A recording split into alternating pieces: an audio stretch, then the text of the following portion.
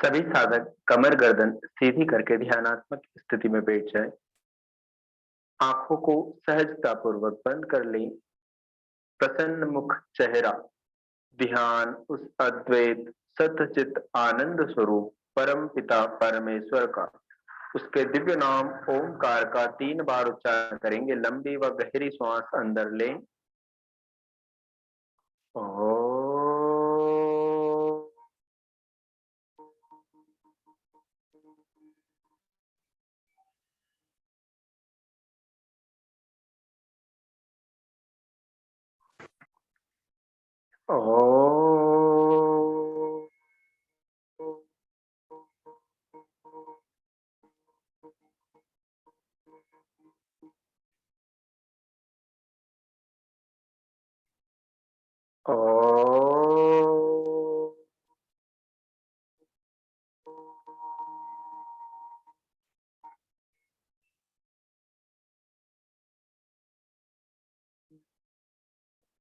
ओम भूर्भुवः स्वः तत्सवितुर्वरेण्यं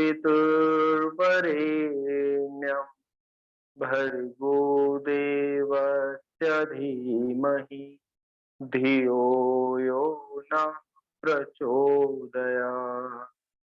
अपने दोनों हाथ की हथेलियों को आपस में रगड़े, आंखों पर लगाएं। धीरे से सहजतापूर्वक हथेलियों के माध्यम अपनी आंखों को खोल लें। वेलकम टू योग साधक, वेलकम टू आप सभी साधकों का बहुत बहुत स्वागत है इस टीटीसीपी कोर्स में। तो स्टार्ट करते हैं क्लास। इसके पहले आपको कुछ होमवर्क मैंने डाला था, सभी ने होमवर्क देखा था, किया कंप्लीट? अच्छा चलो, मुझे आप सभी साधकों पर विश्वास है कि आपने कंप्लीट कर लिया होगा। कोशिश करेंगे, देखो जब भी हम नाम याद करेंगे तो नाम स्किप हो जाएंगे। थोड़े दिन बाद अगर आप रिवीजन नहीं रखोगे तो नाम स्किप हो जाएंगे, इसलिए मैंने फोटो डाला है जिसमें आपको उसका श्लोक भी है ना, मंत्र भी है, वो श्लोक भी है। उस श्लोक को भी आपको पढ़ना है। अगर उस श्लोक को आप रट लोगे तो आपको याद रहेंगी चीजें, है ना। जैसे धोतिर्वस्ति स्थिता नेति नोलिकी त्राटकम तथा कपाल भाति चैतानी षटकर्माणि समाचरे, ऐसे तो आपको बहुत ज्यादा सीक्वेंस में याद रखने की आवश्यकता नहीं होगी, आपको ये सब चीजें याद रहेंगी इस प्रकार, ठीक है। तो आज का जो हमारा क्लास का टॉपिक है वो है योग शिक्षण, ठीक है। आज से हम प्रैक्टिकल चीजें स्टार्ट करेंगे। तो योग शिक्षण किस प्रकार किया जाए, किस किस प्रकार की उसमें सावधानियां रखी जाए, किस प्रकार का वातावरण रखा जाए, एक शिक्षक होने के नाते आपको क्या क्या चीजें ध्यान में रखने योग्य बातें हैं, उन सब चीजों पर आज हम डिस्कशन करेंगे, ठीक है। तो सबसे पहले वातावरण या स्टूडियो के बारे में जान लेते हैं कि जो योगी जो स्टूडियो है या जहां पर आप योगिक अभ्यास करवा रहे हैं वहां पर क्या क्या चीजें होनी चाहिए। तो एक तो ध्यान सबसे पहले ये रखना है कि वहां पर ज्यादातर चीजें नेचुरल हो, है ना, आर्टिफिशियल चीजें कम हो। कम हो इन द सेंस, ऐसा नहीं कि आर्टिफिशियल चीजें वहां पर रखना नहीं है आज, क्योंकि कुल मिला के हमें पूरे सेंटर में 5 इंद्रियां पड़ी थी हमने, ज्ञानेंद्रियां। तो 5 ज्ञानेंद्रियों पर कार्य करना है। 5 ज्ञानेंद्रियों का मतलब क्या हुआ, एक तो हमारी चक्षुरेंद्रियों है जिसके माध्यम से हम देखते हैं, तो इस प्रकार की चीजों को रखना है जो देखने में अच्छी लगे, ठीक है। दूसरा क्या हो गया, घ्राण इंद्रिय जिसके माध्यम से हम सूंघते हैं, है ना। तो इन सब चीजों का हम डिटेल में चर्चा करते हैं। तो आप जैसे आजकल क्या हो रहा है कि सजावट में ज्यादातर आर्टिफिशियल चीज आ गई, तो आप आर्टिफिशियल चीजों का यूज कर सकते हैं, बट कोशिश ऐसा करना है कि जैसे छोटे छोटे गमले या इस प्रकार की चीजें हो गई हैं जो आप नेचुरली चीजें भी आप यूज कर सकते हैं, तो वो चीजें करना है, ठीक है। साफ सफाई का पूरा ध्यान रखना है। जब भी आप स्टूडियो में क्लास लें तो क्लास के जस्ट पहले सफाई का जरूर ध्यान रखें। कनेक्ट करना तो पहली बार ये ऑन हो रहा है ना, तो अब नहीं होगा। अच्छा, वो आप वही साइन आएगी ना। हाँ अभी अभी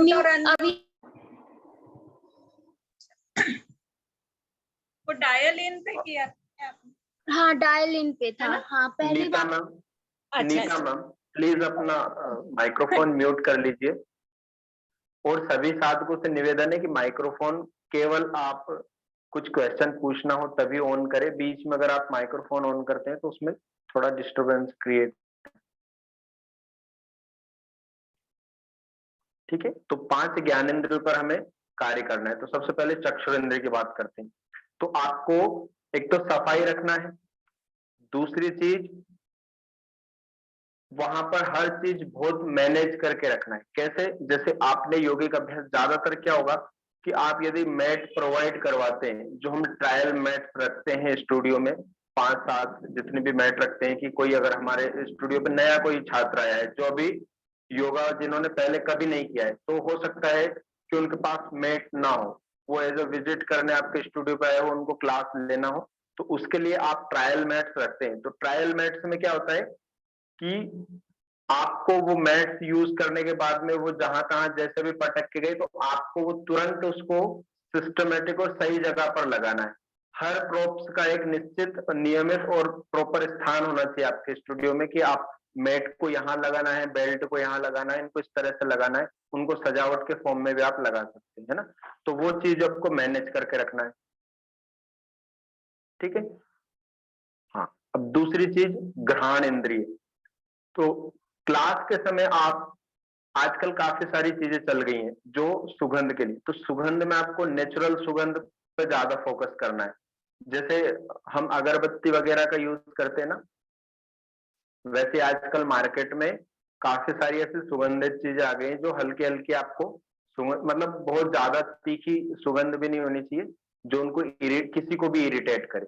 बिल्कुल मध्य सुगंध, नेचुरल सुगंध, जैसे मोगरे की हो गई, है ना, या फिर हवन सामग्री की वजह से आती है, तो ऐसी आप चीजें यूज कर सकते हैं जो उनको अच्छी भी लगे सूंघने में, और उनको मोटिवेट, मतलब इरिटेशन ना पैदा करे किसी भी प्रकार की, है ना। तो उस चीज का भी आपको ध्यान रखना है।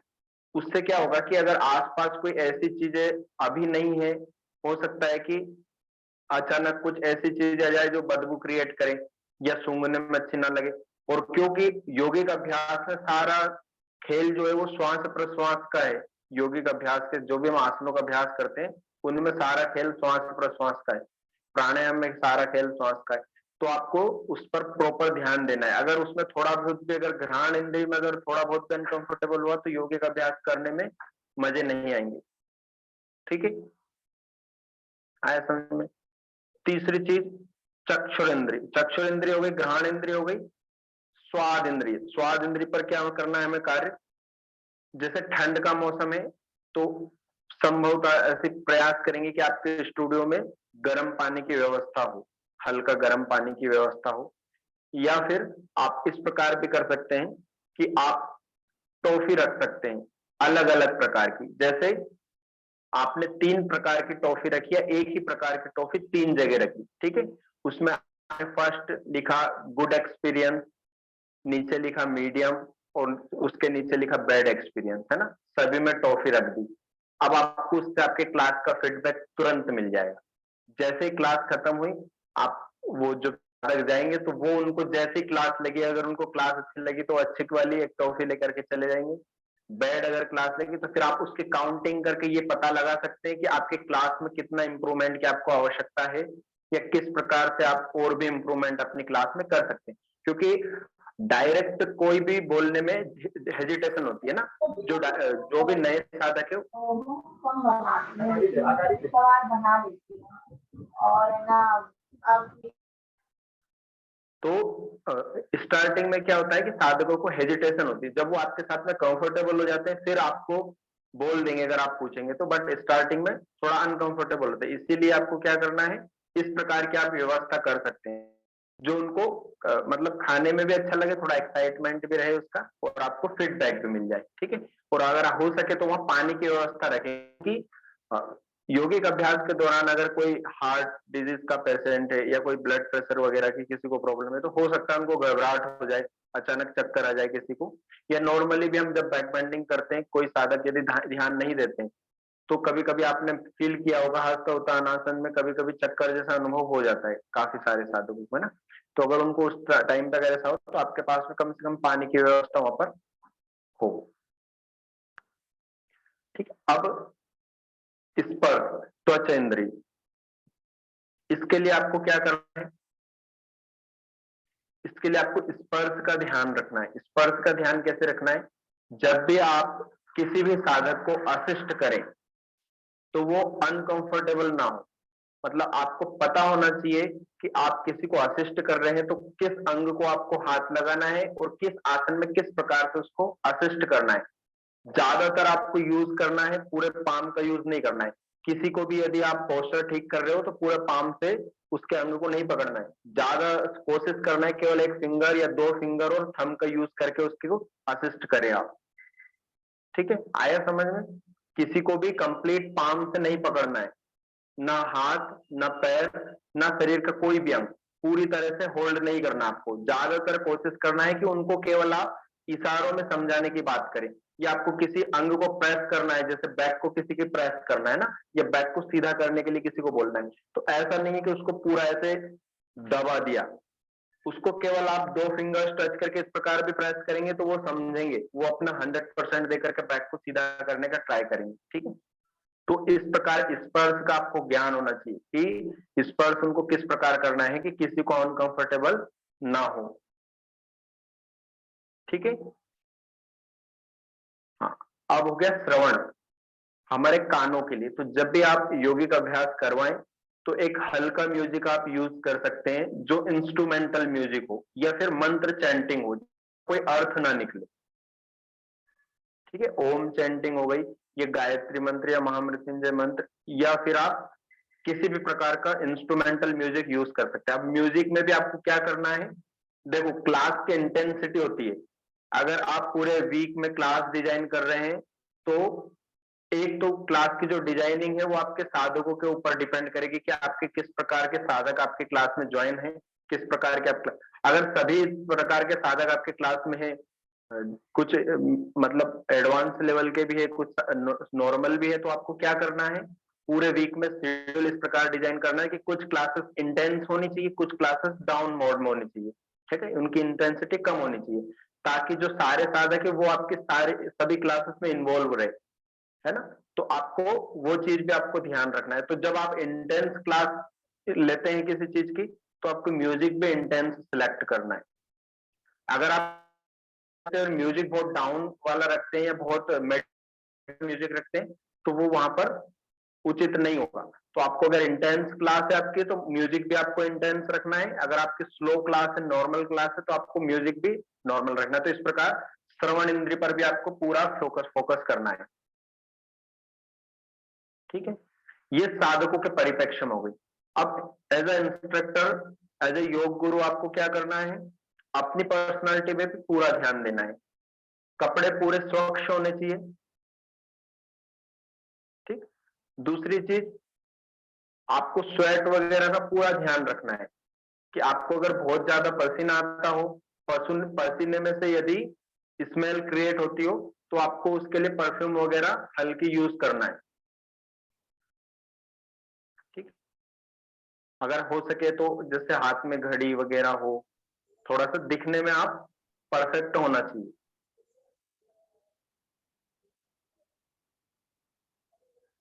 अपने आप को भी ऑब्जर्व करना है।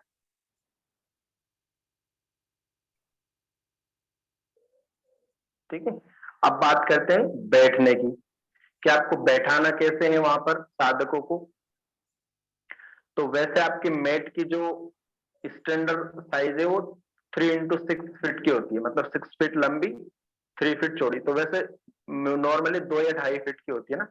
अब उसमें भी आपको आधा आधा कम से कम आधा फीट या हो सके तो 1 फीट की आपको गैप रखना है हर मैट के। 1 feet left side, 1 feet right side, 1 feet सामने, 1 फीट बैक साइड, इतना गैप मेंटेन करना है।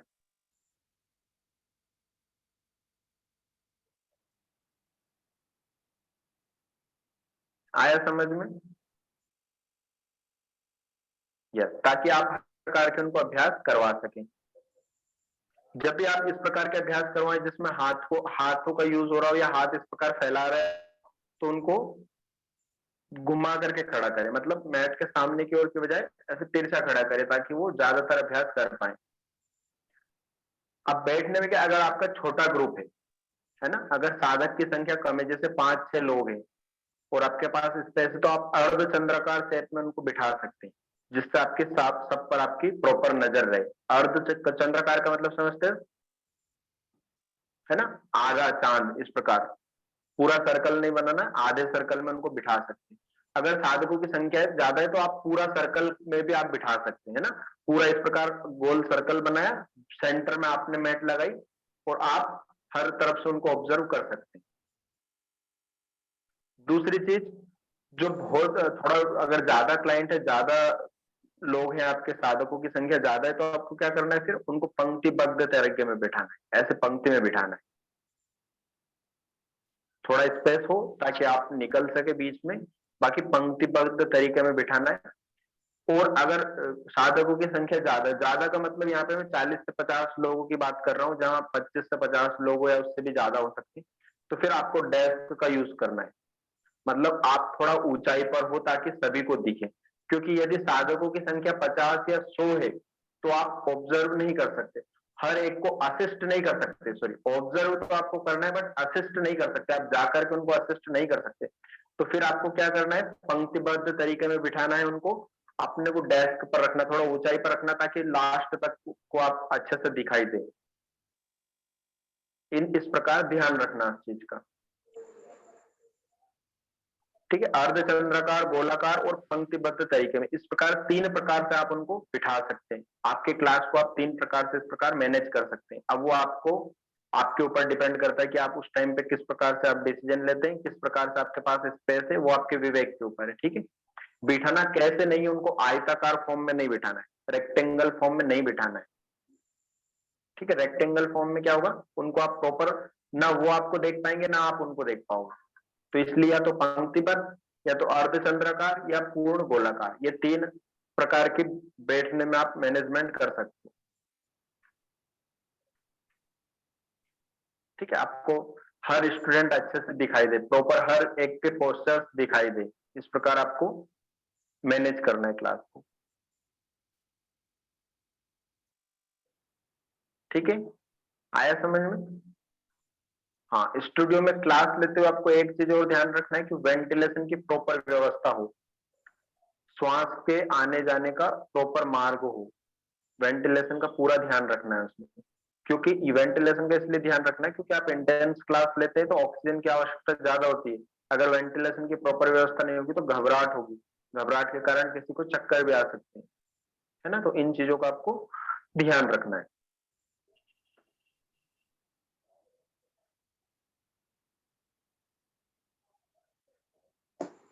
ठीक। इतना समझ में आया? समझ में आया आपको किस प्रकार से बैठाना है उनको?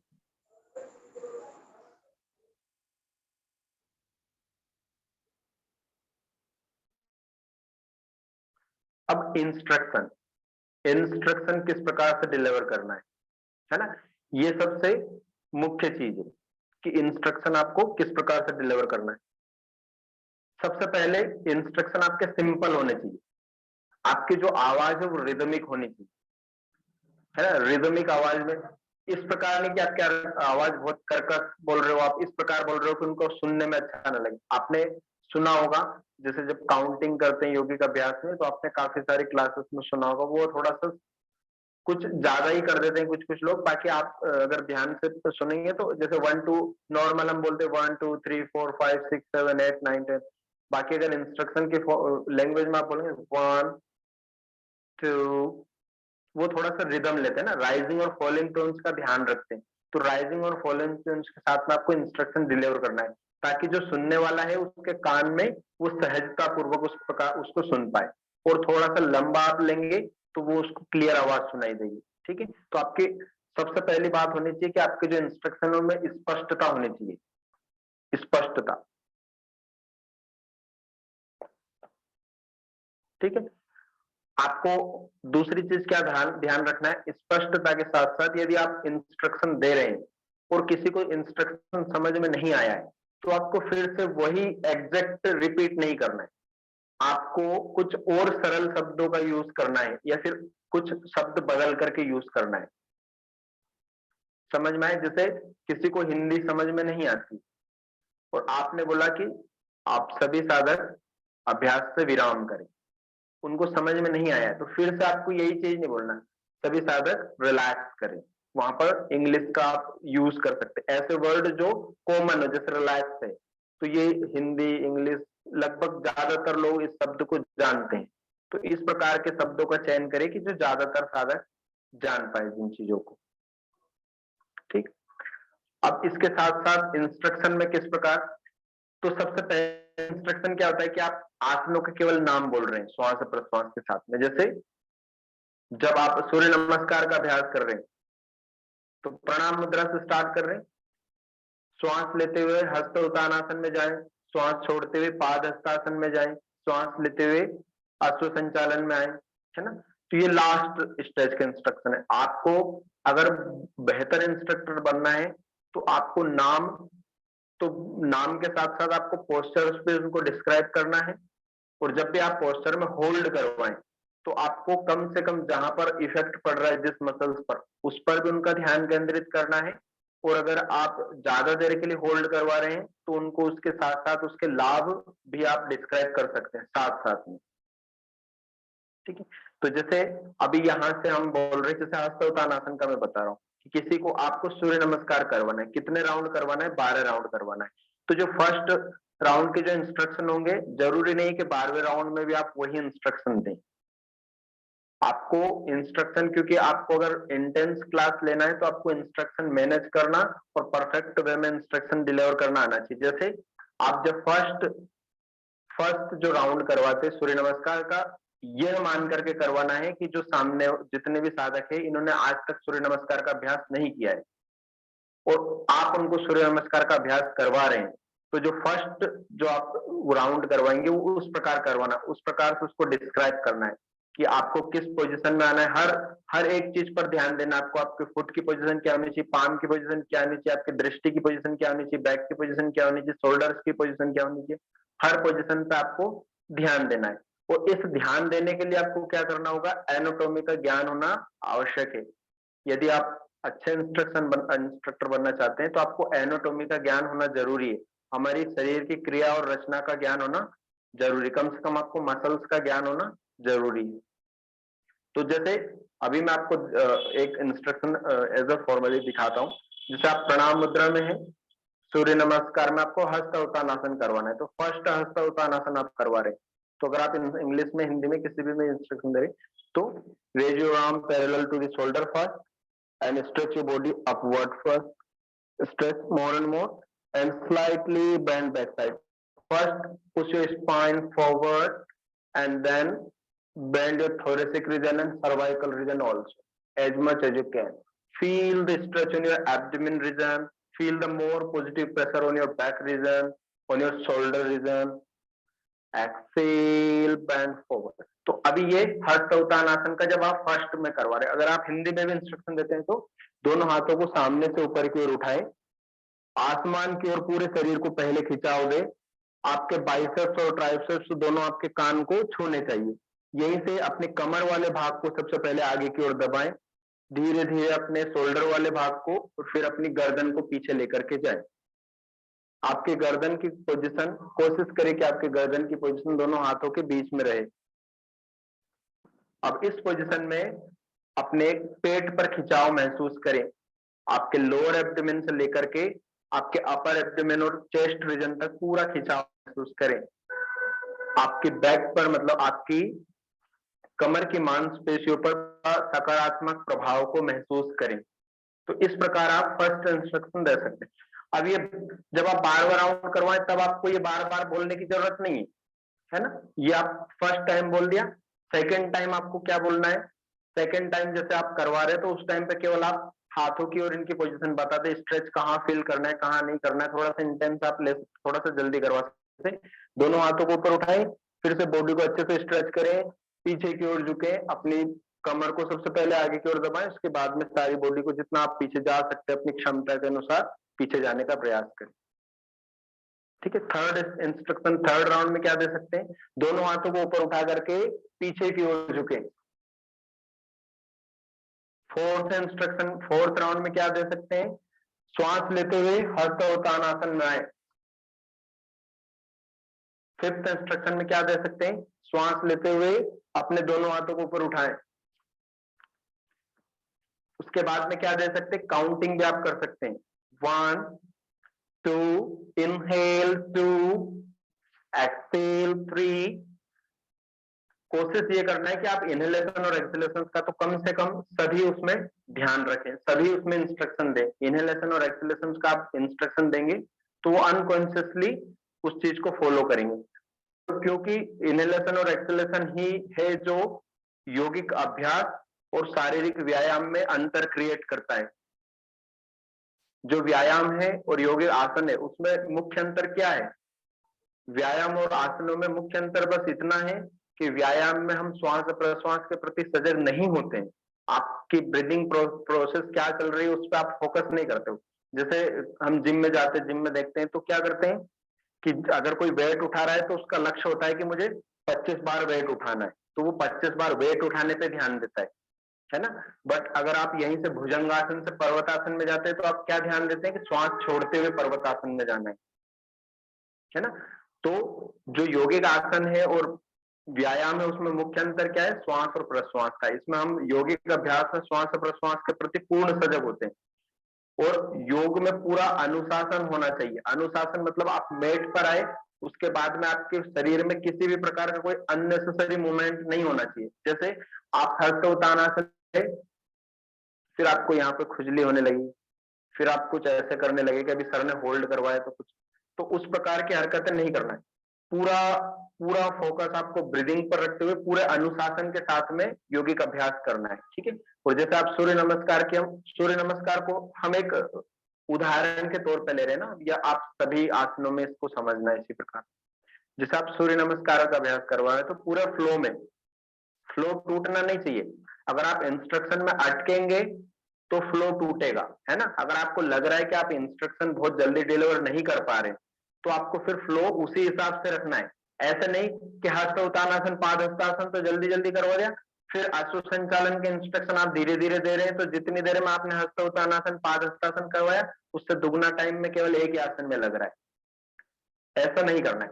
आपको जो आसनों के बीच में गैप है उसको भी मेंटेन करके रखना है कि आप यदि हस्त उत्तानासन में 2 सेकंड के लिए होल्ड करवा रहे हैं तो फिर पाद हस्तासन में 2 सेकंड, फिर अश्व संचालन में 2 सेकंड। हाँ, जैसे आप अष्टांग नमस्कार, अगर कोई आपकी नई पॉपुलेशन है, मतलब कोई साधक ऐसे जिन्होंने अभी तक नहीं किया है अभ्यास, यौगिक अभ्यास, और अभी करें, अभी स्टार्टिंग किया उन्होंने, तो उनको क्या करवाना है फिर आपको, जैसे हर सीरीज में कुछ कोई ना कोई रिलैक्सिंग पोस्चर होता है, तो आपको उनको अष्टांग नमस्कार में आप उनको रिलैक्स करवा सकते हैं, ठीक है। या पर्वतासन की जगह उनको शशांकासन करवा सकते हैं, तो वहां पर आप रिलैक्स करवा सकते हैं। बट इस प्रकार उस चीज को मैनेज करना है कि आप बहुत ज्यादा गैप और कम ज्यादा इस प्रकार ना करें। एक रिदम में होना चाहिए पूरा अभ्यास। आया समझ में? इंस्ट्रक्शन का समझ में आया आपको, किस प्रकार से इंस्ट्रक्शन देना है? फर्स्ट इंस्ट्रक्शन से लास्ट इंस्ट्रक्शन कैसे देना है? अब क्योंकि अगर आप जैसे करवा रहे हैं किसी को, कोई साधक जिनको 3 महीने 4 महीने हो चुके हैं आपकी क्लास में ना, उनको आप फॉर्मली फर्स्ट इंस्ट्रक्शन से आप नॉर्मल करवा सकते हो। जैसे आपको 108 बार सन सल्यूटेशन करवाना है किसी क्लास में, तो 108 बार सूर्य नमस्कार आप करवा रहे हैं, इसका मतलब कि जो साधक है वो प्रिपेयर है बहुत पहले से, तो उनको आप फॉर्मली इंस्ट्रक्शन दे सकते हैं, मतलब काउंटिंग के साथ में उनको जस्ट करवा सकते हैं आप, वो काउंटिंग के साथ में भी करने में सक्षम होंगे। बट फिर भी आपको श्वास प्रश्वास को जोड़ते रहना है बीच बीच में, क्योंकि श्वास प्रश्वास पर बार बार सजगता ले जाना इंस्ट्रक्शन का काम होता है। जो इंस्ट्रक्टर है उसका काम है कि बार बार उन अंगों पे फोकस करे, बार बार उनको टच करे, ताकि टच करे मतलब इन द सेंस उनके मस्तिष्क में उस चीज को बार बार स्टिमुलेट करे, तो वो हर बार उसको ध्यान देंगे। यदि आप उन पर उस इंस्ट्रक्शन में आपको इंक्लूड नहीं करेंगे तो वो ध्यान नहीं देंगे। अगर उनके रेगुलर प्रैक्टिस भी, अगर आप उनको ब्रीदिंग का पैटर्न नहीं बताएंगे बीच बीच में, तो वो उस पर ध्यान हट जाएगा उनका, क्योंकि ये हमारे मन की खास बात है कि वो जहां पर रहता है एक्चुअली में वो वही काम नहीं करता है, बाकी सब काम करता है। ऑफिस में रहेगा उस टाइम पे आप यौगिक अभ्यास के बारे में सोचेंगे कि यौगिक अभ्यास आज हमने यूं किया था, अरे आज तो भुजंगासन में मैंने इतनी देर होल्ड किया था। जब भुजंगासन करेंगे तब ऑफिस में रहेगा, आज मुझे ये करना है, आज मुझे वो करना है। तो उन चीजों को भी आपको बार बार उनको स्टिमुलेट करना है, उनके माइंड पर बार बार उस चीज को डालना है, ठीक है, ताकि उनका पूरा पूरा ध्यान आपके क्लास में बना रहे। आया समझ में? ये इंस्ट्रक्शन की बात हो गई। अब उनको उत्साहित भी करके रखना है आपको। अगर आप देखेंगे, अगर कोई साधक 3 महीने 6 महीने तक योगिक अभ्यास कर रहा है तो शुरू में उनको बहुत उत्साह रहता है, नई नई चीजें सीखने को, नई नई चीजें जानने को मिल रही है। बट फिर एक टाइम ऐसा होता है कि वो बोर होने लगते हैं, उनको ऐसा लगता है कि अब बस ठीक है, अब क्या सभी के नहीं बोल रहा हूं मैं, कुछ कुछ लोगों को लगता है कि अभी बस हो गया मेरा, मुझे तो ये चीज चाहिए थी, ये स्वास्थ्य, मुझे 5 किलो वजन कम करना था, हो गया 5 किलो वजन कम, अभी क्या योगाभ्यास करना है। तो उनको आपको उत्साहित करके रखना है। उत्साहित करके रखने से क्या होगा, वो आपकी क्लास में कंटिन्यूटी में रहेंगे। अब इसके लिए आपको क्या करना होगा, उत्साहित करने के लिए उनको आप छोटे छोटे लक्ष्य दे सकते हैं। जैसे सप्ताह में किसी को पश्चिमोत्तानासन करवाना है, उसका पश्चिमोत्तानासन प्रॉपर नहीं हो पा रहा है, तो आप बेल्ट से उसको जैसे करवा रहे हैं पश्चिमोत्तानासन, या फिर एक दिन मैंने आपको बताया था कि थोड़ा सा नी को फोल्ड करके भी आप पैर को पकड़ के पश्चिमोत्तानासन कर सकते हैं। तो उनको मोटिवेट, उनको लक्ष्य देना है कि आपको इस वीक में पश्चिमोत्तानासन की इस स्थिति को कम से कम प्राप्त करना है, या पूरे मंथ में, इस मंथ आपको पश्चिमोत्तानासन का कंप्लीट अभ्यास करना है। इसके लिए आप अगर एक्स्ट्रा प्रैक्टिस करेंगे तो एक्स्ट्रा प्रैक्टिस भी करना है, 5 मिनट 7 मिनट उनको एक्स्ट्रा प्रैक्टिस करवाओ क्लास के बाद में चाहे, ठीक है। तो इस प्रकार उनको लक्ष्य देना है, छोटे छोटे लक्ष्यों के माध्यम से उनको मोटिवेट करके रखना है। बीच बीच में उनको बार बार योग के फायदे और उनके स्वास्थ्य के लिए किस प्रकार से योग बहुत अच्छा है, किस प्रकार से उनको योग के से क्या क्या फायदे हुए हैं, उनको सेल्फ ऑब्जर्वेशन भी आपको करना है, और उनको बार बार उस चीज को बताना है कि देखो आप आए थे, 1 महीने पहले आप आए थे, आपसे ये नहीं हो रहा था, अभी 1 महीने बाद ये होने लगा है। तो उनको आप जब बार बार ये चीजें बताएंगे तो उनको उस चीज से उत्साह होगा कि हाँ, मेरा ये नहीं हो रहा था, अभी ये हो रहा है। आपने इस चीज को फील किया होगा, किया है, जिन्होंने भी क्लास ली है। अगर आप करवाते हैं और अगर उन जो साधक है उनका कुछ होने लगता है, अगर उनको किसी प्रकार का बेनिफिट होता है, फ्लेक्सिबिलिटी बढ़ती है, तो उनके अंदर एक जिज्ञासा उत्पन्न होती है और ज्यादा करने की उनके अंदर उत्कंठा उत्पन्न होती है, वो करते हैं, थोड़ा और ज्यादा ट्राई करते हैं ना। तो आपको धीरे धीरे छोटे छोटे लक्ष्यों से उनको ऊपर की ओर लेके जाना है कि पूर्ण धनुरासन, पूर्ण उष्ट्रासन, पूर्ण हनुमान आसन, इस प्रकार के जो एडवांस आसन है उनके लिए उनको प्रिपेयर करना है, ठीक। इस प्रकार का आप उत्साह बना करके रखना है। चौथी चीज आपको क्या ध्यान में रखना है, उसमें जो आपका ग्रुप है उसके अंदर सहकारिता की भावना हो। आप पूरा जैसे अभी पूरा शुभ योगा फैमिली से आप जुड़े हो, तो हम फैमिली की तरह हो चुके हैं ना, तो इस प्रकार की आपको पूरा माहौल वहां पर बना करके रखना है अपने स्टूडियो में, जहां पर भी आप क्लास लेते हैं, जिन भी साधकों की आप क्लास लेते हैं। उसके लिए आप क्या कर सकते हैं, आप छोटे छोटे इवेंट्स कर सकते हैं, जैसे कुछ हमारे रिलीजियस इवेंट्स आते हैं उन वहां पर सेलिब्रेट कर सकते हैं, या फिर जैसे बर्थडे किसी का आता है तो आप सभी मिलकर के उनका बर्थडे उनको स्पेशल फील करवा सकते हैं। तो उससे क्या होता है, कनेक्टिविटी बनी रहती है, जुड़े होते हैं सभी साधक आपसे, है ना, वो अपने आप को आपका पार्ट मानने लगते हैं, इमोशनली भी आपसे जुड़ने लगते हैं। तो वो चीज को आपको मैनेज करके रखना है कि एक पूरी फैमिली की तरह आपका चीजें हो। आया समझ में? और ये सभी चीजें प्रैक्टिकल इन सभी को आपको एक एक चीज को फॉलो करना है आपके स्टूडियो में। अगर आप चाहते हैं कि आपके साधक बने रहे, आपसे लोग जुड़े रहें, तो आपको इन चीजों पर पूरा पूरा ध्यान देना है, खास करके 5 इंद्रियों पर और आपके इंस्ट्रक्शन पर और बोलने के तरीके पर, है ना। बोलने का तरीका मतलब आपका रिदमिक बोलने का तरीका होना चाहिए। आपके पर्सनल चीजें और प्रोफेशनल चीजें दोनों अलग अलग होनी चाहिए। आप घर पे किस, और इसके लिए देखो सबसे बड़ी बात क्या है, इसके लिए आपको खुद योगिक अभ्यास करने होंगे। अगर आप खुद योगिक अभ्यास करते हैं तो आप खुद बचे रहेंगे स्ट्रेस से, डिप्रेशन से, एंजाइटी से, फ्रस्ट्रेशन से, तब आप अच्छे से क्लास डिलीवर कर पाएंगे, तब आप अच्छे से क्लास दे पाएंगे, है ना। वरना पता चला योग साधक है, योग साधकों को आप योग करवा रहे हैं और जो इंस्ट्रक्टर है वही गुस्से में है और गुस्से में किसी को खींच दिया उनका कि चलो आज ही आपका पश्चिमोत्तानासन लगवाते हैं, और उनको स्लीप डिस्क की प्रॉब्लम हो। तो इस प्रकार अपने इमोशंस पर पूरा कंट्रोल रखना है, ठीक है? इमोशंस पर आपको कंट्रोल रखना है। हाँ सोनिया मैम पूछ सकते हैं, कुछ कुछ पूछना हो तो। सर जब भी हम सूर्य नमस्कार करवाते हैं ना तो काफी साधक ऐसे बोर होते हैं। वो कहते हैं कि हमको रोज रोज रोज रोज वही नहीं समझ में आया, तो मैं उनको कभी सूर्य नमस्कार कपालभाति में कराती हूँ, कभी भस्त्रिका में करवाती हूँ, एक एक होल्ड भी हो जाता है उनका। या कभी कभी सर मैं थोड़ा ट्विस्टिंग करती हूँ, कैसे 2-4 स्टेप सूर्य नमस्कार के लेके फिर थोड़ी स्ट्रेचिंग के थोड़े स्टेप्स लेके थोड़ा साइड ट्विस्ट करके फिर मैं वो भी करवा लेती हूँ फिर ऐसे। बहुत अच्छा। बिल्कुल ऐसे ही आपको क्लास को मैनेज करना है ना। अगर वो कुछ बोरियत फील कर रहे हैं तो आपको क्लास को मैनेज करना है उस तरीके से। और इसमें क्या करना है, ये जब इसकी बात निकली तो मैं बताता हूँ कि आप जब भी जिस भी आसन को आप प्रैक्टिस करवाएं, किसी भी आसन की अगर आप प्रैक्टिस करवाते हैं तो आपको प्रॉपर नॉलेज होना चाहिए कि आप इस आसन में कौन सी मसल्स को आप स्ट्रेच करवाने वाले हैं, है ना। तो उस मसल्स का वार्म अप पहले ऐड कीजिए, या फिर अपने पूरा शेड्यूल होना चाहिए आपका, क्लास का शेड्यूल, उसके बारे में भी हम डिस्कस करेंगे, ठीक है। क्लास के शेड्यूल के बारे में लिख लेता हूं मैं ताकि आपको बता पाऊं लास्ट। तो क्लास के शेड्यूल के बारे में हम चर्चा करेंगे, किस प्रकार से आपको क्लास का शेड्यूल बनाना है। पर शिक्षण के बारे में बोल रहा हूं मैं कि आपको प्रॉपर नॉलेज होना चाहिए ताकि आप उनको गलत तरीके से ना, जिसको किसी को इंजरी ना हो, है ना। आपको संरचना क्रिया विज्ञान का ज्ञान इसलिए भी होना चाहिए जिससे कि आपके द्वारा किसी की भी शारीरिक रूप से हानि ना हो।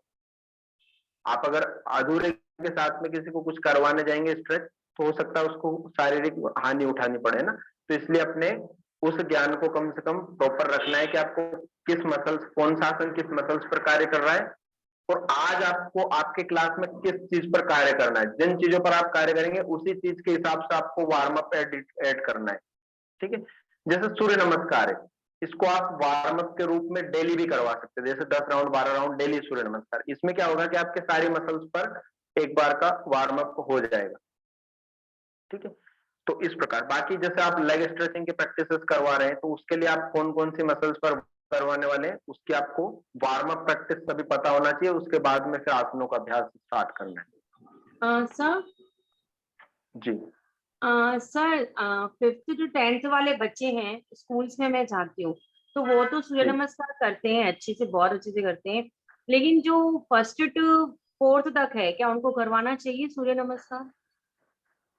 1st to 4th तक, हाँ First to फर्स्ट से, जी जी, 1st से 4th तक जो जो पॉपुलेशन है, जो स्टूडेंट है, वो उनको उससे कोई मतलब नहीं होता कि क्या श्वास क्या प्रश्वास, अगर आप बोलेंगे भी तो वो बहुत ज्यादा कंसंट्रेट नहीं करते। तो उनको आपको इंजॉयमेंट को ध्यान में रखना है। आपका जो फोकस होना चाहिए वो ये होना चाहिए कि बच्चे जो है इंजॉय करना चाहिए आपकी क्लास में।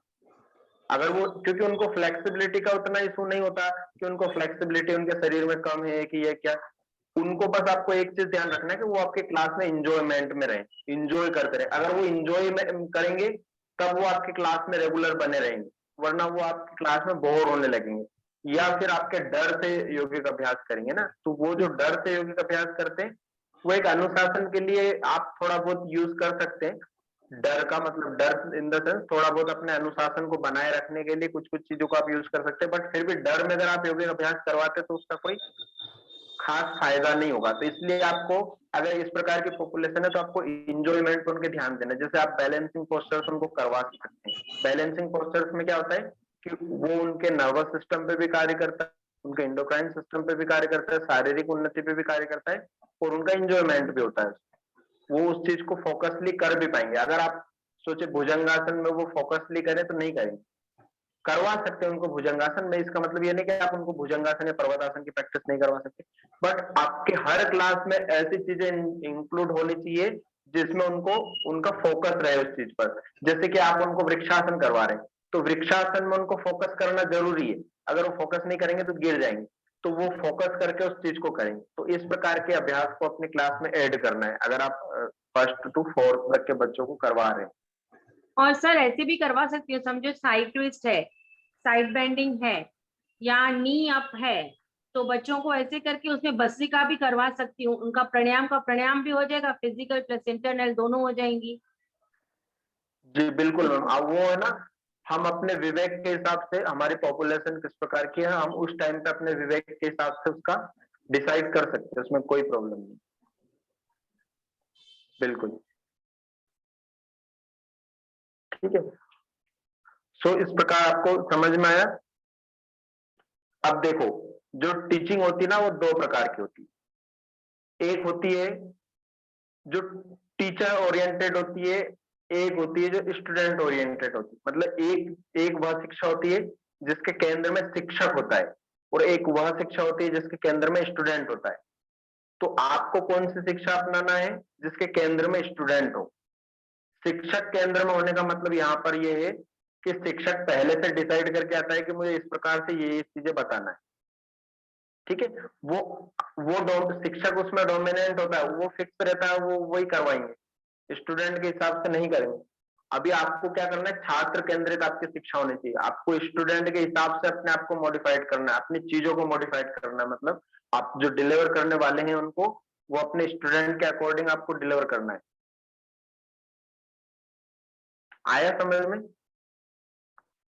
आपको अपने आप को प्रायोरिटी नहीं देना है, आपको प्रायोरिटी देना आपके पॉपुलेशन को, आपके साधकों को, आपके क्लाइंट्स को, जो आपको यौगिक अभ्यास कर रहे हैं, उनको ध्यान में रख करके आपको शेड्यूल डिजाइन करना है क्लास का, ना कि अपने आप को या अपने नॉलेज को ध्यान में रख करके।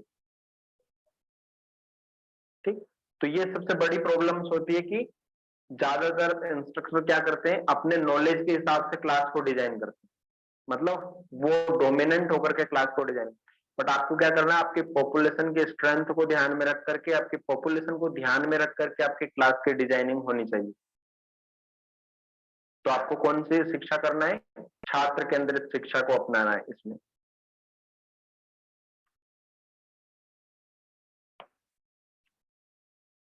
ठीक है।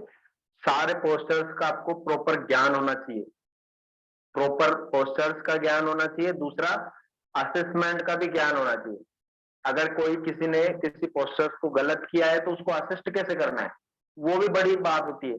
जैसे कोई भी अभ्यास आप ले लो, जैसे कोणासन, आपको पता है कोणासन किसको बोलते हैं?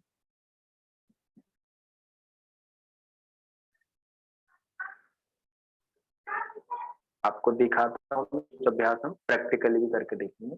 एक मिनट।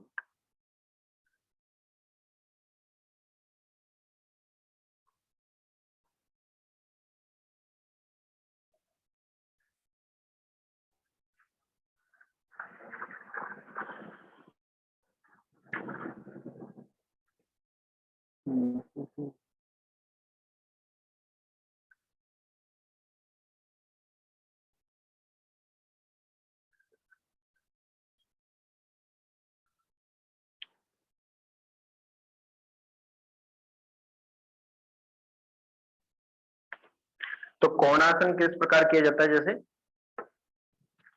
दोनों पैरों में जैसे आपने गैप रखा, लगभग 1 से 1.5 फीट का फासला, ठीक है। 1 से 1.5 फीट क्यों बोला जाता है?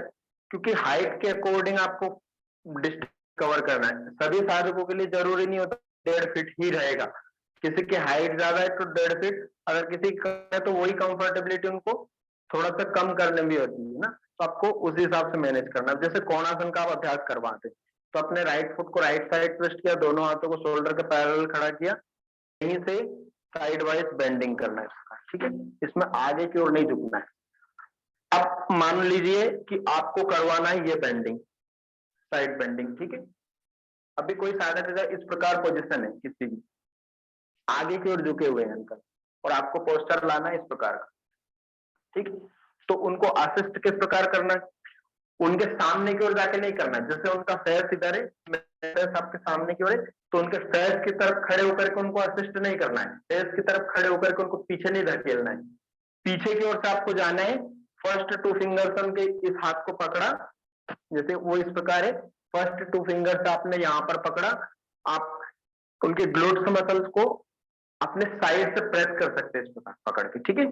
यहां से इससे प्रेस करके उनको इस प्रकार पोस्टर आप ठीक करवा सकते हैं। अगर ऐसे हैं तो आप पीछे से पकड़ के उनको इस प्रकार पोस्चर ठीक करवा सकते हैं, आगे से उनके मुंह के पास खड़े होकर के नहीं करवाना। तो इस प्रकार आपको असिस्टमेंट का पूरा नॉलेज होना चाहिए कि आपको किस पोस्चर को किस प्रकार से असिस्ट करके किस प्रकार से उसको ठीक करना है।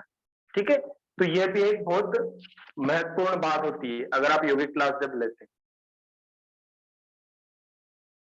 इसी प्रकार सभी अभ्यास को आपको समझ लेना चाहिए।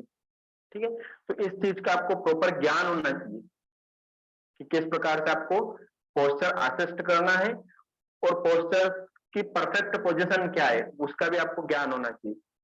साधक को अगर प्रॉपर नहीं पता है तो चलेगा, बट आपको हर शरीर के एक एक छोटे से छोटे अंग की पोजीशन आपको पता होना चाहिए कि कोई भी अगर आसन है तो उसमें फुट की पोजीशन क्या होनी चाहिए, पाम की पोजीशन क्या होनी चाहिए, इवन फिंगर्स की भी पोजीशन का पता होना चाहिए, इवन आपके आईज की पोजीशन क्या होनी चाहिए उसका भी। अगर आप थोड़ा डीप में पढ़ेंगे, अगर आप अयंगर की बुक्स को पढ़ेंगे, अयंगर योगा को पढ़ेंगे, तो आपको इन सब चीजों के बारे में पता चलेगा कि पोस्चर्स प्रॉपर होना कैसा चाहिए। तो वो चीजें आपको प्रॉपर करना है, तो इसके लिए आपको प्रॉपर ज्ञान होना चाहिए, पढ़ा हुआ होना चाहिए आपका, है ना। और एनाटॉमी का ज्ञान इसलिए होना चाहिए कि ताकि आपकी वजह से किसी को शारीरिक हानि ना हो। आया समझ में इतना?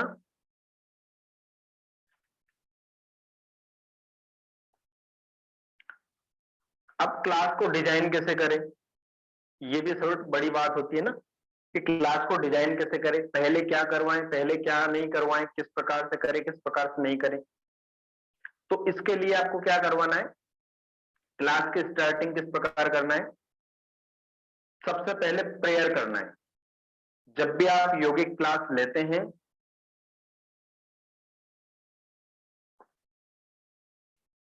जी, तो जब भी आप योगिक क्लास लेते हैं तो आपको क्या करना है, सबसे पहले प्रेयर करना है। प्रेयर किस लिए करते हैं हम, बताइएगा कोई, प्रेयर क्यों करते हैं हम? हाँ, कोई भी बता सकते, दीपिका मैम बताओ। 3 बार ओमकार और उसके बाद कोई भी हम मंत्र उनको करा सकते हैं, योगा प्रेयर है या जी जी, गायत्री मंत्र है। हाँ हाँ, बट उनको करवाना ही क्यों है, मैं ये पूछ रहा हूँ सर कि उनको करवाना क्यों है? इससे हमारी बॉडी में जब हम ओमकार करते हैं तो हमारी बॉडी में वाइब्रेशंस होती हैं, तो हमारी बॉडी उससे धीरे धीरे चार्ज होती है। जब हम प्रेयर करते हैं तो हमारा मन क्या है, एक तरफ स्थिर होता है उससे। जी, ये सबसे बड़ी बात है। क्या होता है ना कि जैसे मानसिक स्थिति बनाना, एक शब्द में अगर इसको हम बोलेंगे तो किस प्रकार बोलेंगे कि प्रार्थना का मुख्य उद्देश्य क्या है, योगिक अभ्यास के लिए मानसिक स्थिति बनाना या योगिक अभ्यास के लिए उनको मानसिक और शारीरिक रूप से प्रिपेयर करना। ठीक है, प्रार्थना का उद्देश्य क्या होता है, क्योंकि कोई अगर मान लो ऑफिस से दौड़ के आया तो अभी उसके दिमाग में ऑफिस चल रहा है ना, तो उसके दिमाग से ऑफिस को हटाना है, किस प्रकार हटाना है। आप जब प्रेयर करते हैं तो प्रेयर के दौरान जब आप ओम चैंटिंग करते हैं, जैसे कि मैम ने बताया कि आपके वाइब्रेशन क्रिएट्स होती है, तो वो फिर वो जब 3 बार ओम चैंटिंग करते हैं उसमें वो उस टाइम के दौरान वो अपने आप को प्रिपेयर करते हैं, वो उस टाइम पर उनको सोचने का मौका मिल जाता है कि अभी मुझे योगिक अभ्यास करना है, तो वो मेंटली प्रिपेयर के लिए हम योगिक अभ्यास करते हैं, सॉरी प्रेयर करते हैं योगिक अभ्यास में सबसे पहले। गायत्री मंत्र को आप ऐड कर सकते हो, क्योंकि गायत्री मंत्र वैदिक मंत्र है वैसे तो, सनातन धर्म से बिलोंग करते, बट ये किसी स्पेसिफिक देवता का मंत्र नहीं, स्पेसिफिक देवी का मंत्र नहीं, स्पेसिफिक ये परमात्मा के लिए, परमात्मा से प्रार्थना है कि परमात्मा हमारी बुद्धि को सन्मार्ग पर प्रेरित करे, है ना, हमारी बुद्धि को विवेकवान बनाए ताकि हम गलत कार्यों में ना जाए। तो यहाँ परमात्मा वर्ड यूज किया है जो निराकार है उसके लिए, इसमें किसी भी प्रकार के देवता की बात नहीं की गई। तो निराकार जो ब्रह्म है उसी की सब जगह पूजा, अगर हम इस्लाम में भी जाते हैं तो वो निराकार ब्रह्म को मानते हैं। इसी प्रकार इसमें भी जो वैदिक शाखा है, हमारे सनातन धर्म की काफी सारी शाखाएं, उसमें निराकार ब्रह्म को मानने वाले बहुत सारे लोग हैं। तो यहाँ पर निराकार ब्रह्म की बात की गई, तो आप इसको ऐड कर सकते हो आपके क्लास में, ये रिलीजियस नहीं कहलाएगा पूरी तरह से। ठीक है, बाकी कंपलसरी नहीं रखना। आपका मेन उद्देश्य किसी को गायत्री मंत्र की चैंटिंग करवाना नहीं है, आपका मेन उद्देश्य है कि उसको प्रिपेयर करना मानसिक रूप से ना। अभी क्या कि अगर आपको जैसे गायत्री मंत्र को अगर किसी को करवाना भी है और अगर किसी को कोई उसमें आपत्ति आ रही है तो आपके पास उसका साइंटिफिक रीजन होना चाहिए, है ना। योगिक जो अभ्यास है ना, योग जो है ना, किसी भी रिलीजियस को नहीं मानता। आपने पतंजलि योग सूत्र में हमने ईश्वर की अवधारणा पढ़ी। ईश्वर का अवधारणा में उन्होंने क्या बोला? उन्होंने ऐसा बोला कि ब्रह्मा ईश्वर है, विष्णु ईश्वर है। उन्होंने क्या बोला? क्लेश कर्म विपाक आशय परामृष्ट पुरुष विशेष ईश्वर। जो क्लेश कर्म विपाक और आशय से रहित है, उस विशेष पुरुष का नाम ही ईश्वर है। तस्य वाचका प्रणव, उसके नाम के बारे में बताया कि उसका नाम ओमकार है, प्रणव है। ठीक है, उसमें भी किसी प्रकार को, तो इस प्रकार जो योगिक योग, जो हमारी योग फिलोसफी है, वो आध्यात्म को मानती है ना। हमारा मुख्य लक्ष्य इस संसार सागर से पार उतरना है, समाधि की प्राप्ति है। ठीक, अब वहां पे ईश्वर प्रणिधान की भी जो बात की गई है ना, तो वो ईश्वर प्रणिधान की भी वहां पर रिलीजियस नहीं, उसमें फिर आप स्वतंत्र हैं। ईश्वर प्रणिधान में ईश्वर के प्रति अपने आप को समर्पित करके कार्य करना। जब जिस भी ईश्वर को आप मानते हो, जिस भी ईश्वर के जिस भी स्वरूप को आप मानते हो, इस प्रकार कहना सही होगा। तो ये हो गया। सबसे पहली चीज क्या ध्यान रखना आपको क्लास में? प्रेयर करना है। ठीक है, सेकेंड चीज क्या ध्यान रखना है? सेकेंड आपको स्टार्ट कैसे करना है क्लास को? जनरल स्ट्रेचिंग करना है। जनरल स्ट्रेचिंग, वैसे सूक्ष्म व्यायाम आप करवा सकते हैं, बट सूक्ष्म व्यायाम डेली नहीं करवा सकते। तो या तो उनको पहले उनको बोले, या फिर आप कुछ 5 मिनट 7 मिनट के लिए अपने आपके क्लास में सूक्ष्म व्यायाम की डिजाइनिंग करके रखे। क्योंकि जैसे अभी किसी ने बोला था मैम ने कि सर वो सूर्य नमस्कार से बोर होने लगते हैं। तो इस प्रकार जब आप अगर डेली उनको 10 मिनट सूक्ष्म व्यायाम करवाएंगे तो हो सकता है उनको बोरियत हो। आपको क्या करना है? कुछ कुछ चीजें आपको ऐड करके रखना है। जैसे जनरल स्ट्रेचिंग, जनरल स्ट्रेचिंग में क्या क्या हो गया? जैसे ताड़ासन, तिर्यक ताड़ासन, कटी चक्रासन, ये बहुत जनरल स्ट्रेचिंग है। इसमें आपके सारे शरीर की स्ट्रेच हो रहा है और बहुत जनरल। तो ये जनरल स्ट्रेचिंग सबसे पहले करवाना है। ताड़ासन का अभ्यास करवाया, डायनेमिक करवाया पहले, फिर उनको होल्ड करवाया, फिर तिर्यक ताड़ासन डायनेमिक करवाया, फिर होल्ड करवाया, फिर कटी चक्रासन डायनेमिक करवाया। जैसे कटी चक्रासन डायनेमिक 10 काउंट करवा के और लास्ट में होल्ड करवा दिया। ठीक है, तो ये 3 स्ट्रेचिंग प्रैक्टिस बैठ करके भी और खड़े होकर के भी करवा सकते हो आप। अभी बैठ करके और खड़े होकर के किस प्रकार करवाना, ये आपको भी हम प्रैक्टिकल क्लासेस में बताएंगे। अब दूसरी चीज क्या करना है? जनरल स्ट्रेचिंग के बाद में उनको वार्म अप प्रैक्टिस करवाना है। ठीक है, जिसको कार्डियो प्रैक्टिस बोलते हैं। कार्डियो प्रैक्टिस में आप किसी भी प्रकार के अभ्यास को ऐड कर सकते हैं, जिस पर जैसे डायनेमिक त्रिकोणासना, हस्तोत्तानासना, पादहस्तासना, हस्तोत्तानासना, पादहस्तासना 10 काउंट ये करवा दिया। ठीक है, फिर सर्वांग पुष्टि करवा दी। इस प्रकार के डायनेमिक, या सूर्य नमस्कार का फास्ट सूर्य नमस्कार 10 काउंट करवा दिए। इस प्रकार आपको कार्डियो एक्सरसाइज करना है। 3 पार्ट समझ में आए योगिक के आपको? Prayer, general stretching, cardio. 4th stage में आते हैं आसनास। अब आसनों का सिलेक्शन आपको करना है। कुछ बैठ करके, कुछ खड़े होकर के, कुछ बैठ करके, कुछ लेट करके, कुछ प्रोन सुपाइन पोस्चर में ना, लेट करके भी, कुछ पेट के बल, कुछ पीठ के बल। इस प्रकार 4 प्रकार से आप पोस्चर्स उनको करवा सकते हैं। अब इसमें भी एक चीज आपको ध्यान रखना है, अगर आप खड़े होकर के पोस्चर करवा रहे हैं तो कोशिश करना है कि आप आज जितने भी पोस्चर्स आप खड़े होकर के करवाने वाले हैं वो एक ही बार में खड़े होकर के करवा ले। ऐसा नहीं आपने खड़े होकर के 2 आसन करवाए, फिर बैठ करके 2 आसन करवा दिए, फिर लेट करके करवाए, फिर आपको एक अचानक याद आया कि खड़े होकर के ये तो छूट गया, तो फिर उनको खड़े करके फिर से करवाया। वैसा नहीं करना है। पहले खड़े होकर के करवा दिए जो भी आपने। अगर आप 2-3 जितने भी आसन आप सिलेक्ट करते हैं कि आज मुझे अपनी क्लास में ये चीजें ऐड करना है, तो वो करवाया कंप्लीट। फिर बैठ करके, फिर पेट के बल लेट करके और लास्ट में पीठ के बल लेट करके। ठीक है, तो इस प्रकार आसनों का सिलेक्शन करना आपको 4 भागों में। आया समझ में? इसके बाद में रिलैक्सिंग प्रैक्टिस करवाना है, जिसमें आप शवासन, इंटेंस रिलैक्सिंग प्रैक्टिस, योग निद्रा। ये तो योग निद्रा वगैरह तो काफी लंबी चीजें हो गई। बाकी शवासन है, हल्का योग निद्रा का कुछ कुछ अभ्यास आप कुछ कुछ पार्ट ले सकते हैं, है ना। इंटेंस रिलैक्सिंग प्रैक्टिस होती है काफी सारी, वो करवा सकते हैं, या फिर आप म्यूजिकल उनको रिलैक्सेशन करवा सकते हैं। अब रिलैक्सेशन का आपको किस प्रकार करवाना है उसका भी हम प्रैक्टिकल क्लास में आपको बता देंगे। ठीक है, तो इस प्रकार से उनको रिलैक्सेशन करवाना और लास्ट में फिर उनको प्राणायाम और फिर मेडिटेशन और लास्ट में फिर प्रेयर। तो इस प्रकार कितनी कितनी चीजें हो गई, प्रेयर से स्टार्ट करी, prayer, general stretching, cardio practice, asana, pranayama, ध्यान और लास्ट प्रेयर। 7 चीजें आपके कला क्लास में सम्मिलित होती है। इन 7 चीजों से मिलकर के कंप्लीट योग क्लास बनती है। आया समझ में? सर ये जो आपने शवासन और योग निद्रा बताई है, तो ये जो प्राणायाम और मेडिटेशन के बाद में होना चाहिए ना, लास्ट में? नहीं, अगर आप आसनों की प्रैक्टिस करवाते तो आसनों के तुरंत बाद पहले उनको रिलैक्सेशन करवाना है, शवासन या किसी भी चीज में, उसके बाद में फिर रिलैक्सेशन के बाद में फिर प्राणायाम का अभ्यास स्टार्ट करना है ना। मानो आपने इंटेंस प्रैक्टिस करवाई किसी दिन, अभी वो इंटेंस प्रैक्टिस की उन्होंने, आपने प्राणायाम करने के लिए बिठा दिया, तो अभी उनकी ब्रीदिंग नॉर्मल नहीं हुई, वो प्राणायाम किस प्रकार कर पाएंगे? तो वैसे जैसे अगर आप बहुत ज्यादा सिंपल क्लास लेते, किसी दिन आपने सूक्ष्म व्यायाम की ही केवल क्लास ली, तो आप इसको स्किप भी कर सकते हैं। जरूरी नहीं कि शवासन या रिलैक्सिंग प्रैक्टिस आपको करवाना कंपलसरी है। जब आप इंटेंस क्लास लेते हैं तब करवाना थोड़ा जरूरी है।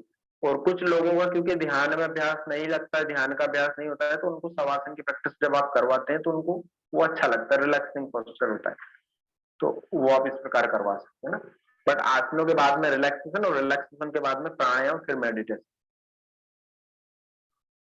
ठीक है,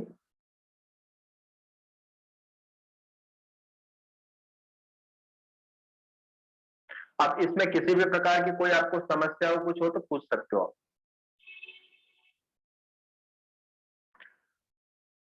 अगर कोई क्वेश्चन हो, आपने कुछ क्लास ली हो, कुछ डिफिकल्टीज आपको आई हो कि सर मुझे ये डिफिकल्टीज भी आई थी क्लास में, तो इसको किस प्रकार से मैनेज करें, तो आप वो पूछ सकते हो। कुछ कुछ चीजें हो सकता है कि छूट गई हो जो आपने अनुभव की हो। मैंने अपने अनुभव के हिसाब से मुझे लगता है कि सारी चीजें कवर की हैं। बाकी अगर कुछ चीजें आपको लगता है कि ये सर इस प्रकार प्रॉब्लम भी हमें आई है, इसको हम आप बताइए, तो वो भी मैं आप पूछ लीजिए आप। या फिर जो अभी बताया इसमें अगर किसी प्रकार के कुछ प्रॉब्लम हो तो भी पूछ लीजिए। तो जैसे जी ये सर। क्लासेस रहती है, तो इसमें क्या एज के अकॉर्डिंग करना चाहिए क्या? हाँ जी, अभी जैसे मैम ने पूछा था कि 1 to 4th क्लास के जो बच्चे हैं उनको क्या करवाएं, उनको भी क्या इस प्रकार करवा सकते हैं। तो जैसे उस प्रकार के जो बच्चे हैं काफी छोटे हैं, है ना, तो पहला तो उनकी क्लास आपको मर्ज नहीं करना है, अलग से ही करवाना पड़ेगा आपको, है ना। और दूसरी चीज, क्योंकि उनकी क्लास में आपको इंजॉयमेंट का पूरा ध्यान रखना है, उनको ज्यादा फोकस करना है कि आप किस प्रकार से उनको आसनों का, आप उनको डायरेक्ट आसन का उनको जिस प्रकार मैंने आपको शेड्यूल बताया उस प्रकार आप उनको फॉलो नहीं करवा सकते, है ना। तो उनको आपको इंजॉयमेंट के साथ में कुछ खेल की गतिविधियों के साथ में आप योगिक अभ्यास किस प्रकार करवा सकते हैं, कुछ खेल के माध्यम से उनको योगिक अभ्यास, कुछ पोस्चर्स किस प्रकार करवा सकते हैं, कुछ कंपटीशन के माध्यम से किस प्रकार करवा सकते हैं। ऐसे ही यदि आप, जैसे आपकी पूरी पॉपुलेशन है, अगर आपने कुछ कुछ क्लास ले रहे हो आप जिसमें 20 लोग सम्मिलित है ना, उसमें मान लो 5-5-5-5 हम डिवाइड कर देते हैं, जिसमें 18 साल की एज के भी हैं, 30 साल की एज के भी हैं, कुछ 50 साल की एज के भी हैं। तो आपको फिर पूरा वीक के हिसाब से डिजाइन करना है कि वीक में 2 क्लासेस इंटेंस हो ताकि जो 18 से 30 साल के बीच के उनको अच्छा लगे, 2 क्लासेस थोड़ी नॉर्मल हो ताकि उसमें सभी कर पाए, और तीसरी चीज लास्ट की जो मतलब 2 क्लास या 1 क्लास 2 क्लास ऐसी हो कि जो बिल्कुल नॉर्मल हो, रिदमिक हो, नॉर्मल हो, जिसको सभी कर सके, है ना। और साथ साथ आपको जो एडवांस पोस्चर है या किसी भी प्रकार का पोस्चर है उसका अल्टरनेट भी आपको आना चाहिए। जिससे उस दिन में हमने बताया था ना कि अगर किसी से अर्ध मत्स्येंद्रासन नहीं हो रहा तो उसको वक्रासन आपने करवा दिया, वक्रासन भी नहीं हो रहा तो दोनों पैर आप फैला करके बैठो, बस केवल ट्विस्ट करो थोड़ा सा। तो इस प्रकार से आपको उस चीज का नॉलेज होना चाहिए, तो वहां पर आप उस चीज को मैनेज कर सकते है ना। और एक बेहतरीन योगा इंस्ट्रक्टर वो होता है कि अगर 20 स्टूडेंट तो 20 ही कर रहे हैं, जो भी आप अभ्यास बता रहे हो आप 20 को करवा पा रहे हो किसी भी प्रकार से, तो आप सफल हो।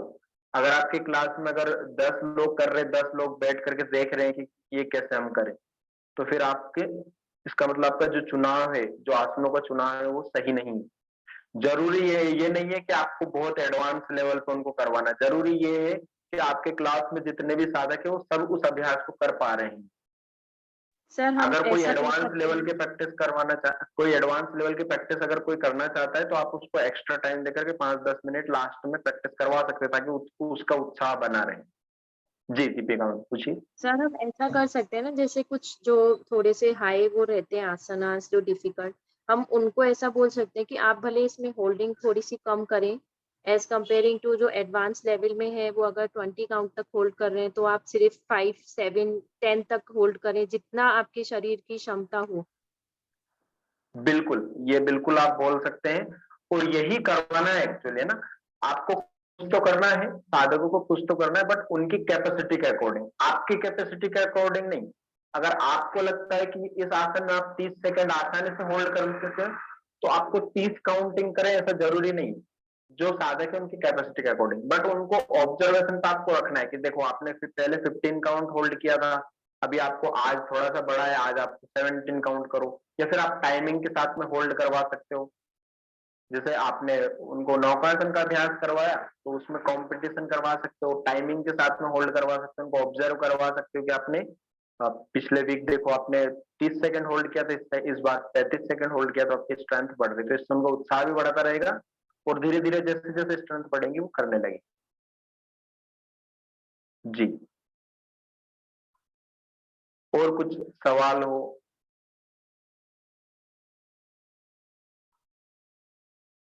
क्लासेस ली हैं आपने? आप में से कितनों ने क्लासेस ली हैं कि सर हमने प्रैक्टिकल क्लासेस ली हैं? दीपिका मैम, अर्चना मैम आपने लिए? ज्यादातर साधकों के कैमरे ऑफ है। शिवानी मैम आपने लिए? नहीं। यास्मीन मैम ने तो ली है ना, आधे पाकिस्तान को करवाया उन्होंने भी। अर्चना मैम आपने क्लासेस ली हैं? तो इन चीजों को अच्छे से ध्यान रखना है ना, जो चीज आपको आज लिखवाई है। नीता मैम आपने लिए? क्लास लेती नहीं हूँ, कर रही हूँ। अच्छा कर रहे हो। हाँ हाँ तो कोई बात नहीं, करते करते ही फिर हम करने तो करवाने के लिए कर रहे हैं ना, तो आपको ये सब चीजें ध्यान रखना है, ठीक है। सर मैंने आज ही ज्वाइन किया है। अच्छा आज ही आपने, हाँ आज ज्वाइन तो की, सॉरी आज आपने ज्वाइन किया है, वो तो मुझे पता है कि आपने लाइव क्लास में आज ज्वाइन किया है। हाँ बट आप रिकॉर्डिंग क्लासेस देखते हैं, रिकॉर्डेड क्लासेस? जी जी सर न्यू हाँ स्टूडेंट उनको, है। अच्छा न्यू स्टूडेंट है, ओके ओके। तो नीता मैम आपको सारी रिकॉर्डेड क्लासेस प्रोवाइड करवा जाएंगी, तो आप सीक्वेंस वाइज एक एक करके सारी देखेंगे ना। वैसे आपको स्ट्रेस वाली बात नहीं, आज जो हमने चीजें स्टार्ट की ये फिर से स्टार्टिंग से, ये तो जो नए भी साधक आए उनको कोई प्रॉब्लम नहीं है। थ्योरेटिकल क्लास में जो सीक्वेंस था उसमें थोड़ा सा प्रॉब्लम हो सकती थी, ये आज बिल्कुल नई क्लास है और ये बिल्कुल बेसिक क्लास है, तो ऐसी कोई प्रॉब्लम नहीं है। Okay okay sir, thank you. है ना, तो अभी आज समझ में आया आपको नीता मैम? कोई जी जी कंफ्यूजन कोई प्रॉब्लम तो नहीं है? जी समझ। ठीक है, तो आपको ये चीज बेसिक चीजें जो है, सबसे पहले आपको यही चीजें ध्यान रखना है। एक तो 5 इंद्रियों को ध्यान रखना है आपको, इंस्ट्रक्शन का प्रॉपर ध्यान रखना है, और सबसे जो ज्यादा ध्यान रखना है वो ध्यान रखना है अपने ज्ञान का। अपने ज्ञान को लगातार बढ़ाते रहना है, अपने ज्ञान को लगातार बढ़ाते रहना है, जहां से भी आपको सीखने का मिले जरूर सीखें, है ना। अपने आप को प्रेजेंट करने से ज्यादा, बोलने से ज्यादा सुनना सीखे, ताकि आप ज्यादा से ज्यादा ज्ञान को ग्रहण कर सके। और योगिक फील्ड ऐसी है कि इसका अंत नहीं है, इसका अंत समाधि पे जाकर के, जब आप कैवल्य की अवस्था प्राप्त कर लेंगे, जब आप कैवल्य की अवस्था प्राप्त कर लेंगे तब आप कह सकते हैं कि मुझे सब कुछ आता है, और उस टाइम पे आप ये कहने लायक होंगे नहीं कि मुझे सब कुछ, क्योंकि वहां पे मुझे जो चीज है ना वो खत्म हो जाती है। तो इसलिए जब तक वो मुझे खत्म ना हो ना, तब तक इस चीज को हमेशा ध्यान रखना कि आप लर्नर हो। इसीलिए हम योग साधक लगाते हैं ना। जो अभी हमारा जो सेंटर का नाम है वो भी योग साधक वेलनेस सेंटर है। इसका मतलब क्या है कि जितने भी हम हम सब यौगिक प्रैक्टिशनर हैं। योगी कौन होते हैं? योगी वो होते हैं जिन्होंने उस स्थिति को प्राप्त कर लिया है। हम सभी साधक है। हाँ हम साधकों की स्थिति अलग अलग हो सकती है, कोई उच्च साधक हो सकते हैं, कोई मध्यम साधक हो सकते हैं, कोई अभी अधम साधक है, बट हम सभी साधक, अभी हम सभी मार्ग में है ना। तो बस इतना सा हम में अंतर हो सकता है कि मैं अगर 2 कदम आगे बढ़ा हूं तो आपसे ये बोल सकता हूँ कि आ जाओ, यहाँ पे कांटे नहीं है, आ जाओगे आसानी से, कोई प्रॉब्लम नहीं है। या फिर इधर थोड़ा सा काटा है तो आप इस बच करके आ जाना, बस इतना सा ही अंतर है, बाकी हम सभी अभी पथिक है। तो इस चीज को हमेशा रिमेम्बर करके रखना है कि आप पथिक है, हमेशा इस चीज में अड़ना नहीं है कि आपको जो नॉलेज है वो परफेक्ट नॉलेज है, परफेक्ट नॉलेज करने का ट्राई करना। बट अगर आप कोई आपसे बहस, इसमें क्या होता है ना कि आसनों के नामों में भिन्नता होती है, जैसे साउथ में कुछ आसनों के नाम अलग है, यहाँ पर कुछ आसनों के नाम अलग है, और यहाँ पर भी अलग अलग ग्रंथों में एक ही आसन के अलग अलग नाम है ना। तो कोई आपसे इस चीज को बोल सकता है कि सर आपने या मैम आपने डाउनवर्ड फेसिंग डॉग कैसे बोल दिया, इसका नाम तो भुजंगासन है। तो वहां पर आपको ऐसा नहीं कि नहीं मैंने तो पढ़ा है, इसका नाम भुजंगासन ही है। तो आपको इस प्रकार से एक उदाहरण दिया मैंने, इस प्रकार किसी भी उसमें अड़ना नहीं है ना, अड़ना नहीं है। चलो हाँ, तो प्रेयर करें, किसी को कुछ पूछना तो नहीं है अब? चलो प्रेयर करते हैं। सभी साधक कमर गर्दन सीधी करके ध्यानात्मक स्थिति में बैठ जाएं, आंखों को सहजता पूर्वक बंद कर लें, श्वास व प्रश्वास की गति को लंबा व गहरा रखते हुए उस परम पिता परमेश्वर का ध्यान करते हुए 3 बार ओमकार का उच्चारण करेंगे। लंबी व गहरी श्वास अंदर लें,